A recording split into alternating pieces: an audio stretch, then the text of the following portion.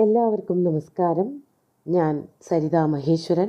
ഇന്ന് ശ്രീമദ് വാൽമീകി രാമായണത്തിലെ ബാലകാണ്ഡത്തിലെ 1-ാമത്തെ സർഗത്തിലെ 74 മുതൽ 78 വരെയുള്ള ശ്ലോകങ്ങളാണ് നമ്മൾ പഠിക്കാൻ പോകുന്നത്. എല്ലാ ശ്ലോകങ്ങളിലും അനുഷ്ഠുപ വൃത്തം തന്നെയുള്ളൂ. കഴിഞ്ഞ ദിവസം പറഞ്ഞു നിർത്തിയത് സീതയെ ഹനുമാൻ കണ്ടു എന്നാണ്.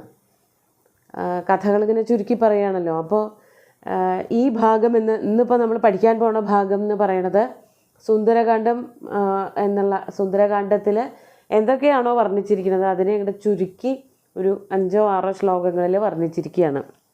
നമുക്ക് ആദ്യം 74-ാമത്തെ ശ്ലോകം നോക്കാം. നിവേദയിത്വാഭിജ്ഞാനം പ്രവൃത്തിം വിനിവേദ്യ ച സമാശ്വാസ്യ ച വൈദേഹീം മർദ്ദയാമാസ തോരണം.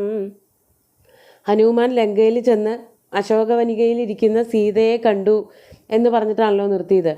അവിടെ ചെന്നിട്ട് താൻ ആരാണ് എന്നുള്ളത് സീതയ്ക്ക് പറഞ്ഞു കൊടുത്തതിന് ശേഷം അതാണ് നിവേദയിത്വ, താൻ ആരാണെന്ന് പറഞ്ഞു കൊടുത്തു. അതോടൊപ്പം തന്നെ ശ്രീരാമൻ തൻ്റെ കയ്യിൽ തന്നു വിട്ടിട്ടുള്ളതായ അഭിജ്ഞാനം, ഈ വരുന്ന ആള് വിശ്വസിക്കാൻ പറ്റുന്ന ഒരാളാണോ, ശ്രീരാമൻ പറഞ്ഞയച്ച ആളാണ് എന്ന് പറഞ്ഞിട്ടാണ് അടുത്തേക്ക് വരണത്. പക്ഷേ ഈ വരുന്ന ആൾ ശ്രീരാമൻ്റെ ആൾ തന്നെയാണോ അതോ രാക്ഷസന്മാരാരെങ്കിലും വേഷം കെട്ടി വരണതാണോ എന്നുള്ള സംശയമൊക്കെ സീതയ്ക്ക് ഉണ്ടാവുമെന്ന് മുൻകൂട്ടി അറിഞ്ഞുകൊണ്ട് തന്നെ ശ്രീരാമചന്ദ്രൻ എന്ത് ചെയ്തിരുന്നു, ഹനുമാൻ്റെ കയ്യിൽ ഒരു മോതിരം കൊടുത്തു വിട്ടിരുന്നു. അതാണ് അങ്കുലീയകം. ശ്രീരാമൻ്റെ വിരലിൽ ഇട്ടിരുന്നതായിട്ടുള്ള മോതിരമാണത്. ആ മോതിരം അഭിജ്ഞാനമായിട്ട് തിരിച്ചറിയാനുള്ളൊരു പ്രതീകമായിട്ട് ഒരു ചിഹ്നമായിട്ട് കയ്യിൽ കൊടുത്തു വിട്ടിരുന്നു. അതാണ് കാണിച്ചു കൊടുത്തത്. അതാണ് അഭിജ്ഞാനം നിവേദയിത്വ. സീതയ്ക്ക് താൻ ആരാണെന്നും തൻ്റെ കയ്യിലുള്ളതായ ആ മുദ്രമോതിരം അത് കാണിച്ചു കൊടുത്തിട്ടും മാത്രമല്ല പ്രവൃത്തിം വിനിവേദ്യ, താൻ ഇവിടെ വന്നതെന്തിനാണ്, താൻ എന്തൊക്കെയാണ് ഇനി ചെയ്യാൻ പോണത് തുടങ്ങിയിട്ടുള്ള എല്ലാ കാര്യങ്ങളും സീതയെ അറിയിച്ചിട്ട്, അതാണ് പ്രവൃത്തിം വിനിവേദ്യ. സീതയെ കാണൽ മാത്രമല്ലല്ലോ, രാവണാദി രാക്ഷസന്മാരെയൊക്കെ കാണണമെന്നുകൂടി ഹനുമാൻ വിചാരിച്ചിട്ടുണ്ട്. അപ്പോൾ ആ കാര്യങ്ങളൊക്കെ സീതയെ ബോധ്യപ്പെടുത്തിയിട്ട് അത് കഴിഞ്ഞ് ഒരു കാര്യം കൂടി ചെയ്തു. വൈദേഹീം സമാശ്വാസ്യച. വൈദേഹി സീത, വിദേഹ രാജ്യത്തിൻ്റെ മകളാണ് വൈദേഹി. സീതയെ ഹനുമാൻ നന്നായി ആശ്വസിപ്പിക്കുകയും ചെയ്തു. എന്തായിരിക്കും ആശ്വസിപ്പിച്ചിട്ടുണ്ടാവുക?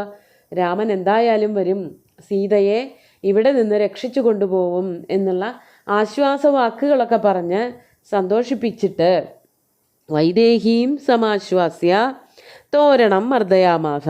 തോരണം എന്ന് പറഞ്ഞാൽ കൊടിതോരണങ്ങൾ, അലങ്കാരങ്ങൾ, ഗോപുരങ്ങൾ എന്നൊക്കെ അർത്ഥമുണ്ട്. ഒരു ഉദ്യാനത്തിലാണല്ലോ, അശോകവനികയിലാണല്ലോ സീത ഇരിക്കണേ. അപ്പോൾ സീത ഇരിക്കണതിൻ്റെ കുറച്ച് ദൂരത്തുള്ളതായ ആ ഉദ്യാനത്തിൻ്റെ ആരംഭ ഭാഗത്തെ തോരണങ്ങളെ, ഗോപുരത്തെ തകർക്കാൻ ആരംഭിച്ചു. മർദ്ദയാമാസ, പൊടിച്ചു കളഞ്ഞു എന്നർത്ഥം. എന്നിട്ട് അങ്ങനെയുള്ള ആ ആക്രമണത്തിൽ അപ്പോൾ ഇങ്ങനെ ഒരു വാനരൻ വന്ന് ഓരോരോ പ്രവൃത്തികൾ ചെയ്യേണ്ടതെന്ന് പറയുമ്പോൾ സ്വാഭാവികമായിട്ട് അതിനെ എതിർക്കാൻ രാക്ഷസന്മാരൊക്കെ വരാൻ തുടങ്ങി. അപ്പോൾ എന്താണ്ടായതെന്നാണ് 75-ാമത്തെ ശ്ലോകത്തിൽ പറയണത്. ശ്ലോകം നോക്കൂ. പഞ്ചസേനാഗ്രഗാൻ ഹത്വാ സപ്തമന്ത്രിസുതാനപി ശൂരമക്ഷം ച നിഷ്പിഷ്യ ഗ്രഹണം സമുപാഗമത്.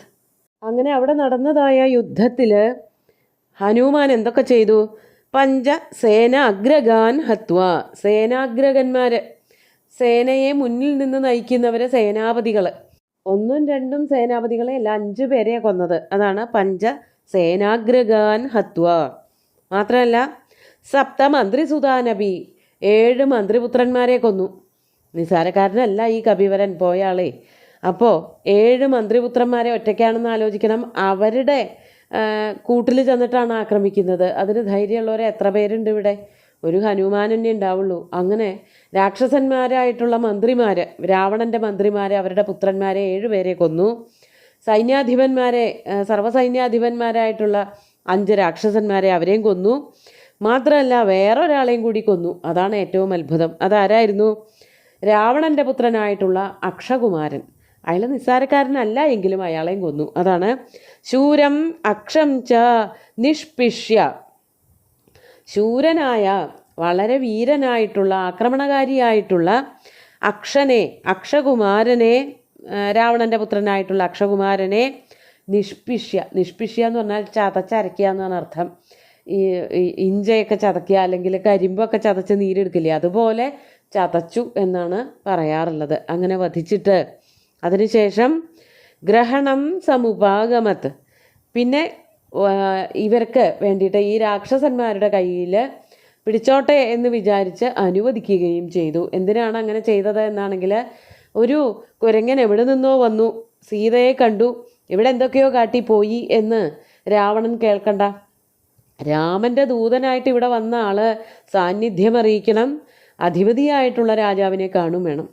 അപ്പോൾ നേരിട്ട് പോയിട്ട് ആ കൊട്ടാരത്തിൽ പോയിട്ട് കാണാനൊന്നും അതിനുള്ള ഒരു സമ്പ്രദായത്തിലല്ലല്ലോ ഹനുമാൻ അവിടെ വന്നിരിക്കുന്നത്. അപ്പോൾ ഒരു ശത്രു എന്നുള്ള രീതിയിൽ തന്നെ ആചരിച്ചിട്ട്, ദൂതനായിട്ടാണ് വന്നതെങ്കിലും രാവണൻ്റെ ശത്രുവാണല്ലോ, അപ്പോൾ അവരെയൊക്കെ ആക്രമിച്ചിട്ട് അവരുടെ ബന്ധനത്തിന് കീഴ്വഴങ്ങിക്കൊണ്ട് അങ്ങനെയാണ് രാവണനെ കാണാൻ പോണത്. അതാണിവിടെ അവസാനത്തെ വാക്ക് ഗ്രഹണം സമുപാഗമത് എന്ന് പറഞ്ഞപ്പോൾ.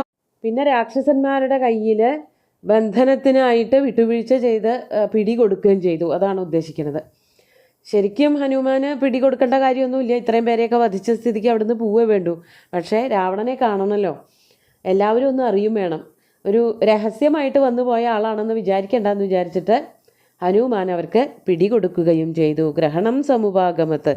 എന്നിട്ട് പിന്നത്തെ ശ്ലോകത്തിൽ അസ്ത്രേണോന്മുക്തമാത്മാനം ജ്ഞാത്വാ പൈതാമഹാദ്വരാത് മർഷയൻ രാക്ഷസാൻ വീരോ യന്ത്രിണസ്ഥാൻ യദൃച്ഛയാ. അത് കഴിഞ്ഞ് രാവണൻ്റെ കഥ ഇവിടെ പറയണില്ല, രാവണൻ്റെ മുമ്പിൽ പോയിട്ട് തന്നെയാണ് ഇതൊക്കെ സംഭവിക്കുന്നത്. അവിടെ വച്ചിട്ട് ഈ രാവണൻ്റെ മുമ്പിലേക്ക് കൊണ്ടുപോകാൻ വേണ്ടിയിട്ട് ഇന്ദ്രജിത്ത് എന്നു പേരുള്ള രാവണൻ്റെ പുത്രൻ, അയാൾ അക്ഷകുമാരനേക്കാളും വളരെ മിടുക്കനാണ്. അയാൾ എന്ത് ചെയ്തു, ഈ ഹനുമാനെ ബന്ധിച്ചു, മുറുക്കി കെട്ടി ബ്രഹ്മാസ്ത്രം കൊണ്ട് കീഴടക്കിയിട്ടാണ് കൊട്ടാരത്തിലേക്ക് കൊണ്ടുപോയത്. അങ്ങനെ ആ ബ്രഹ്മാസ്ത്രം കൊണ്ട് കീഴടക്കിയവനായിരുന്നുവെങ്കിലും ബ്രഹ്മാവിൻ്റെ വരം ഹനുമാന് മുമ്പ് കിട്ടിയിട്ടുണ്ട്. അതെന്താണെന്ന് ഇവിടെ പറയണില്ല. പൈതാമഹാത് വരാത്, പൈതാമഹൻ്റെ, അതായത് ബ്രഹ്മാവിൻ്റെ വരം കൊണ്ട് ഹനുമാൻ എന്ത് ചെയ്തു, അതിനെപ്പറ്റി തിരിച്ചറിഞ്ഞപ്പോൾ തന്നെ അസ്ത്രേണ ഉന്മുക്തം ആത്മാനം, തന്നെ അസ്ത്രത്തിൻ്റെ ബന്ധനത്തിൽ നിന്ന്, ബ്രഹ്മാസ്ത്രത്തിൻ്റെ ബന്ധനത്തിൽ നിന്ന് മോചിപ്പിച്ചു. അപ്പോൾ ആദ്യം കെട്ടാൻ വേണ്ടി കിടന്നു കൊടുത്തു. അതിനുശേഷം രാജാവിൻ്റെ അടുത്ത് എത്തിയപ്പോൾ, രാവണൻ്റെ അടുത്ത് എത്തിയപ്പോൾ ആ കെട്ട് വിടുവിച്ചു, ബന്ധന വിമുക്തനായിട്ട്.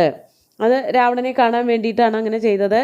അവിടെ വാൽമീകി പറഞ്ഞിട്ടില്ലെങ്കിലും അതിനു വേണ്ടിയിട്ടാണ് അവിടെ പോയത്. അതിനുശേഷം എന്ത് ചെയ്തു, രാക്ഷസാൻ യന്ത്രിണ താൻ രാക്ഷസാൻ യദൃച്ഛയാ മർഷയൻ. അതിനുശേഷം എന്ത് ചെയ്തു, തന്നെ നിയന്ത്രിച്ചിരുന്നവരായ യന്ത്രിണ താൻ രാക്ഷസാൻ, യന്ത്രികളെന്ന് പറഞ്ഞാൽ നിയന്ത്രിച്ചിരുന്നവർ, അതിൻ്റെ ബഹുവചനാണ് യന്ത്രിണ, ദ്വിതീയ ബഹുവചനം. അങ്ങനെയുള്ള താൻ രാക്ഷസാൻ, ആ രാക്ഷസ വീരന്മാരെയൊക്കെ തന്നെ മർഷയൻ അടിച്ചൊതുക്കിയിട്ട് വീരനായിട്ടുള്ള ഹനുമാൻ എന്ത് ചെയ്തു, യദൃച്ഛയാ, ആരോടും ചോദിക്കാൻ പറയുകയൊന്നും ചെയ്യാതെ തന്നിഷ്ടം അനുസരിച്ച് എന്തൊക്കെയാ ചെയ്തത്. അടുത്ത ശ്ലോകത്തിലാണ് അത് പറയുന്നത്, 77ാമത്തെ ശ്ലോകം. തതോ ദഗ്ധ്വാ പുരീം ലങ്കാമൃതേ സീതാം ച മൈഥിലീം രാമായ പ്രിയമാഖ്യാതും പുനരായാൻ മഹാകവി. അങ്ങനെ തന്നിഷ്ടം കാണിച്ചിട്ട് താൻ തോന്നിത്തരം കൊണ്ട് അവിടെ മുഴുവനും കത്തിച്ച് ചാമ്പലാക്കി. എവിടെയൊക്കെയാണ്, തതോ ആ കെട്ട് പൊട്ടിച്ച് പുറത്തേക്ക് വന്ന ഹനുമാൻ എന്ത് ചെയ്തു, അതിനുശേഷം ലങ്കാപുരിയും ദഗ്ധ്വാ, ലങ്കാപുരിയെ മുഴുവനും ചുട്ടു പൊട്ടിച്ചു. ആരെ ഒഴികെ, ഹൃദേ സീതാം, മൈഥിലീം സീതാം ഹൃദേ, സീതാദേവി എവിടെയാണോ ഇരുന്നിരുന്നത് അതൊഴികെയുള്ള ഭാഗം മുഴുവനും. ആ അശോകവനികയ്ക്ക് ഒരു കേടുപാടും വരുത്തിയില്ല. ബാക്കി എല്ലാ ഭാഗത്തും രാവണൻ്റെ രാജധാനിയുടെ സമീപത്തും ഒക്കെ തന്നെ ഓടി നടന്ന് അവിടെയൊക്കെ കത്തിച്ചു കളഞ്ഞു. അത് ഹനുമാൻ്റെ വാലുമ തീ പിടിപ്പിക്കുകയൊക്കെ ഉണ്ടായി ഈ രാക്ഷസന്മാർ. ആ തീ കൊണ്ട് തന്നെയാണ് അവിടെ മുഴുവനും, ലങ്ക മുഴുവനും ചുട്ടുപൊട്ടിച്ചത്. അതാണ് ദഗ്ധ്വാ ലങ്കാപുരിയും, ലങ്കാപുരി മുഴുവനും കത്തിച്ചാമ്പലാക്കിച്ചിട്ട് സീതാദേവിക്ക് ഒരു ഉപദ്രവം ഉണ്ടാക്കാത്ത വിധത്തിൽ അവിടെ നിന്ന് എന്ത് ചെയ്തു, പ്രിയമാഖ്യാതും മഹാകവി, രാമായ പ്രിയമാഖ്യാതും മഹാകവി പുനഃ ആയാത്. രാമനോട് ആ സന്തോഷവർത്തമാനം പറയാൻ വേണ്ടിയിട്ട് വീണ്ടും തിരിച്ച് ഈ സുഗ്രീവൻ്റെ അടുത്തേക്ക്, അല്ലെങ്കിൽ അവിടെയാണല്ലോ ഇപ്പോൾ വാനരന്മാരുടെ അടുത്താണല്ലോ ശ്രീരാമൻ താമസിക്കുന്നത്, അവിടേക്ക് വന്നു, കിഷ്കിന്ധയിലേക്ക് വന്നു എന്നാണ് പറയണത്. അപ്പോൾ അവിടെ ചെന്നിട്ടുണ്ടായ കഥകളൊക്കെ സുന്ദരകാന്ഡത്തിലെ കഥകളാണ് ചുരുക്കി 4-5 ശ്ലോകം കൊണ്ട് പറയണത്. അങ്ങനെ അവിടെ മുഴുവനും ചുട്ടുപൊട്ടിച്ചിട്ട് ഈ സമുദ്രം ചാടി ഇക്കരെ കടന്ന് ശ്രീരാമൻ്റെ അടുത്തേക്ക് വന്നു സന്തോഷവർത്തമാനം പറയാൻ വേണ്ടിയിട്ട്. എന്നിട്ട് എന്താ പറഞ്ഞത് എന്നുള്ളത് അടുത്ത ശ്ലോകത്തിൽ പറയാണ്. സോഭിഗമ്യ മഹാത്മാനം കൃത്വാ രാമം പ്രദക്ഷിണം ന്യവേദയതമേയാത്മാ ദൃഷ്ടാ സീതേതി തത്വത. സ അഭിഗമ്യ, ആ വാനരൻ അവിടെ ചെന്നിട്ട്, അടുത്ത് ചെന്നിട്ട്, ആരുടെ അടുത്തേക്കാണ് ചെന്നത്? മഹാത്മാനം രാമം, മഹാത്മാവായിട്ടുള്ള ആ രാമൻ്റെ അടുത്ത് ചെന്നിട്ട്, മഹാത്മാനം അഭിഗമ്യ, മഹാത്മാനം രാമം അഭിഗമ്യ, മഹാത്മാവായിട്ടുള്ള ആ രാമനെ, രാമൻ്റെ ദൂതനായിട്ടാണ് പോയത്, ജയിച്ച് തിരിച്ചു വരികയും ചെയ്തു. എന്നിട്ട് രാമനെ കണ്ടിട്ട് രാമൻ്റെ അടുത്ത് ചെന്നിട്ട് പ്രദക്ഷിണം കൃത്വ, രാമനെ ഒന്ന് പ്രദക്ഷിണം വച്ചു. അതിനുശേഷം എന്തു ചെയ്തു? അമേയാത്മാ കപിവര, അമേയാത്മാവായിട്ടുള്ള ആ കുരങ്ങൻ. അമേയാത്മാ എന്ന് പറഞ്ഞാൽ ആത്മാവ് എന്നുള്ളത് കൊണ്ട് ഇവിടെ ആത്മാവിൻ്റെ ശക്തി തന്നെയാണ് ഉദ്ദേശിക്കുന്നത്. ഹനുമാൻ്റെ ശക്തിയൊന്നും അളക്കാൻ തന്നെ പറ്റില്ല. അമേയാത്മാവാണ്, അത്രയ്ക്ക് ശക്തിമാനാണ്. വേണം എന്ന് വിചാരിച്ചാൽ സീതയും കൊണ്ട് കടൽ കടന്നിങ്ങോട്ട് പോന്നേനെ. പക്ഷേ അതല്ലല്ലോ അതിൻ്റെ ഒരു ശരി. തട്ടിക്കൊണ്ട് പോയവനെ വധിച്ചിട്ട് തന്നെ വേണം സീതയെ തിരിച്ചിങ്ങോട്ട് കൊണ്ടുവരാൻ എന്നുള്ളത് കൊണ്ട്, അത് രാമൻ തന്നെ ചെയ്യണം എന്നുള്ളത് കൊണ്ടും ഹനുമാന് പറ്റാഞ്ഞിട്ടൊന്നുമല്ല.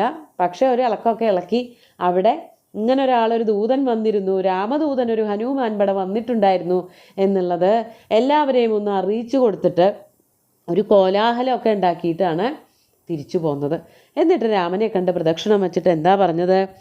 ന്യവേദയത്, എന്താണ് നിവേദിപ്പിച്ചത്? ദൃഷ്ടാ സീതേതി, കണ്ടു ഞാൻ സീതയെ, സീതാദേവിയെ ഞാൻ കണ്ടു.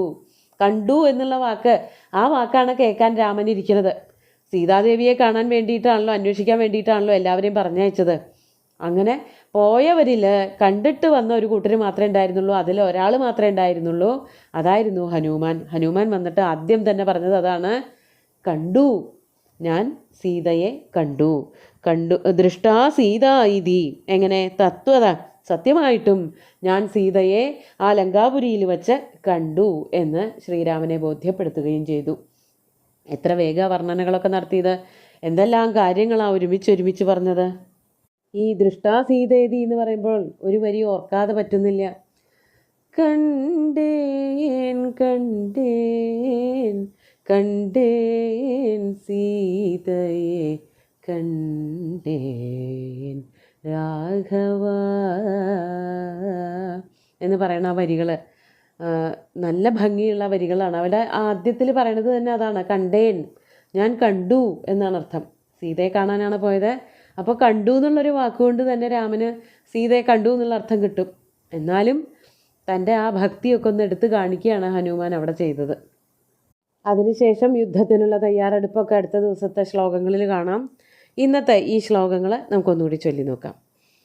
നിവേദയിത്വാഭിജ്ഞാനം പ്രവൃത്തിം വിനിവേദ്യ ച സമാശ്വാസ്യ ച വൈദേഹീം മർദ്ദയാമാസ തോരണം പഞ്ചസേനാഗ്രഗാൻ ഹത്വാ സപ്തമന്ത്രിസുതാനപി ശൂരമക്ഷം ച നിഷ്പിഷ്യ ഗ്രഹണം സമുപാഗമത് അസ്ത്രേണോന്മുക്തമാത്മാനം ജ്ഞാത്വാ പൈതാമഹാദ്വരം മർഷയൻ രാക്ഷസാൻ വീരോ യന്ത്രിണസ്താൻ യദൃച്ഛയാ തതോ ദഗ്ധ്വാ പുരീം ലങ്കാം ഹൃദേ സീതാം ച മൈഥിലീം രാമായ പ്രിയമാഖ്യാതും പുനരായാൻ മഹാകവി സോഭിഗമ്യ മഹാത്മാനം കൃത്വാ രാമം പ്രദക്ഷിണം ന്യവേദയതമേയാത്മാ ദൃഷ്ടാ സീതേതി തത്വത.